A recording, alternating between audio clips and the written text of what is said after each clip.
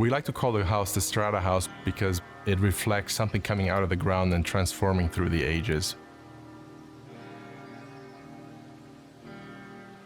The house sits on a prominent little ridge, so it has 270-degree views.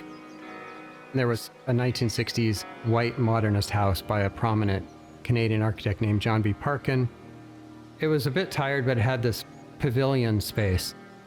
That piece of his house was really the iconic piece. So early on we said, we want to embrace this and work with it. There's 4 primary exterior materials. There's a battered stone base, representative of something very, very old. There's the modernist white element, and then there's the black Shou Sugi Ban volume on top. And then woven through all of these is almost a geologic strata of black Sahara Noir marble.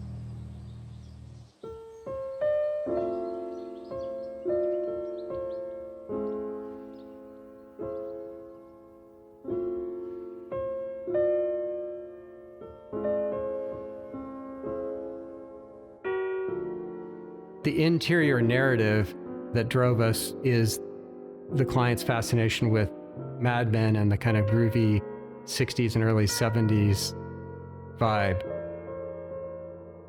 The Mad Men aesthetic was an important influence to pull from to create spaces that can function both in the daytime as a family home, but that transform into this rich, lustrous nighttime feel.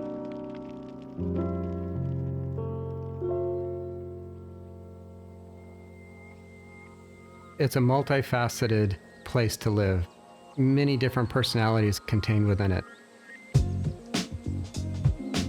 Parts of the house are Zen meditative spaces where it's really a reduced palette, reduced view, very calming and introspective. Come under the house, we arrive at a beautiful motor court, and that motor court frames and creates a protected entrance for the house, leads you to the front door by passing an intimate garden, and then you're suddenly faced with the main door. We have a compressed space that frames the views and the swimming pool that almost become like a CinemaScope proportion. You have your pool in the foreground and the city in the background. Creates this really amazing space.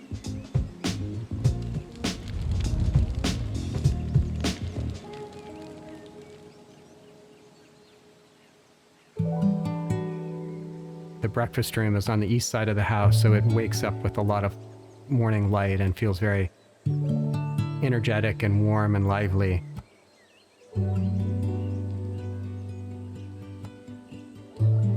There's a sense of surprise and mystery, so you walk around a corner and you're really not sure what you're going to find next. You can come up the stairs, see a door, open it onto the roof of the pavilion, and find yourself in a terrace surrounded by grass, and there's a fire pit up there. The pavilion is really oriented in a way that you just feel like you're in this sort of jetliner view on top of the world.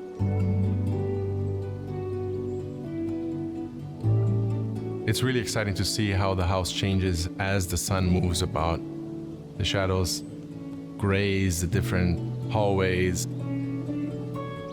and really create dynamic spaces.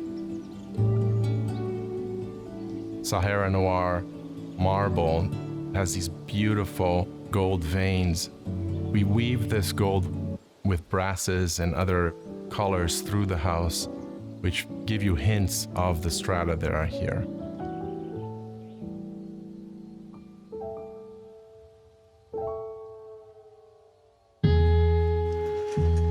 Material choices, color palettes were handled almost cinemagraphically. So we would start with mood boards that were usually screen grabs from one movie or TV show or another. And we would say, here's the mood that we think this space wants to have.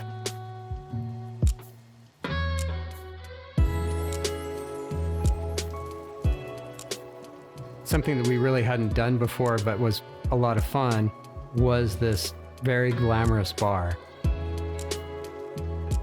We picked a cool Sputnik light overhead and brass screen, and I think it's really unique and wonderful.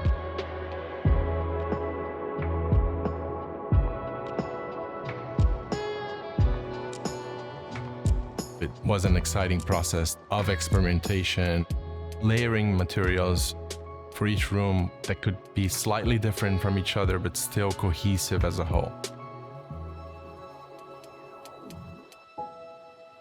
I think what I'm most proud of this project is the integration of the project with the landscape, and the fact that you can be on a hillside in Los Angeles and have spectacular views, still feel part of the overall surrounding, and be connected to nature. We followed a narrative of a house that's evolved over a long, long period of time. And the things that we're most proud of are watching other people experience the space and seeing it through their eyes and seeing how excited they are and engaged.